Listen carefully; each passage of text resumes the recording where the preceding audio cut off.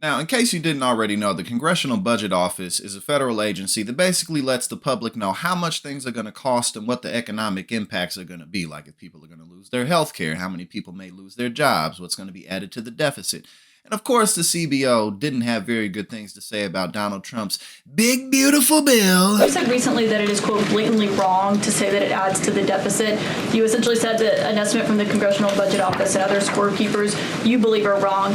But Republicans like Ron Johnson and Rand Paul disagree. They are saying that it will add to the deficit. That is their concern. Is the White House's position that those two Republican senators are, quote, blatantly wrong? It is. Those senators, it's not news that they disagree with this president on policy. And the president has vocally called them out for it and for their not having their facts together. I would add the Congressional Budget Office has been historically wrong. In fact, they predicted the Trump tax cuts from the president's first term in 2017.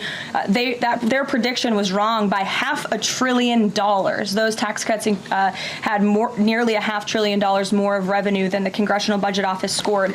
And I would also point out, I don't think many people know this, there hasn't been a single staffer in the entire Congressional Budget Office that has contributed to a Republican since the year 2000. But guess what? There have been many staffers within the Congressional Budget Office who have contributed to Democrat candidates and politicians every single cycle since. We all know that it's a go-to MAGA tactic to basically discredit anything that disagrees with them, anything that goes against what they say, the narrative that they spread. It's just fake news. I also want to take the opportunity to debunk some false claims that have been circulating in the press about this bill.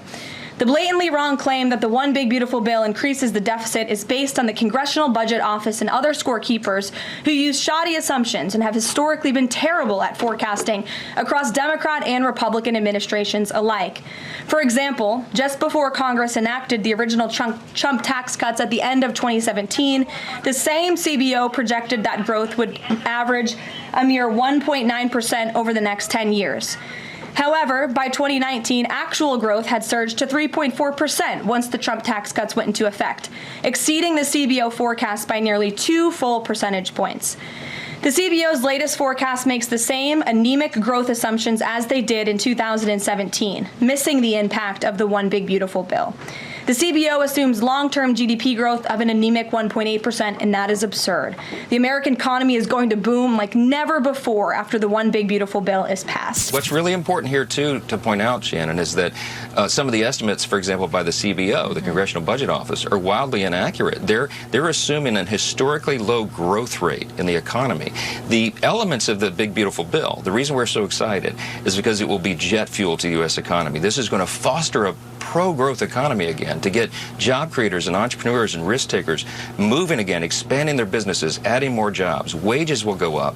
We'll have more manufacturing in the U.S. because of all the policies that we put into this legislation. It's a long time coming.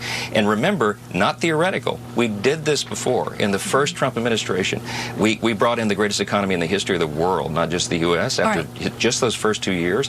Because we cut taxes and cut regulations, we're doing it again and on steroids this time. Those tax cuts had nearly $500 billion more of revenue than the Congressional Budget Office scored. Let's unpack that for now. As Leavitt says, the CBO can't be trusted because its analysis of Trump's 2017 tax cuts were so off, but they weren't. Let's look at the numbers. It overstated growth for 2018 by just 0.3% and underestimated growth the next year by just 0.2%.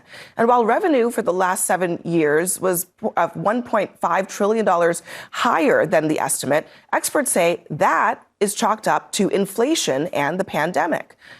Okay, so let's say you think the CBO is wrong or is partisan, even though Speaker Mike Johnson thought it was credible when Biden was president.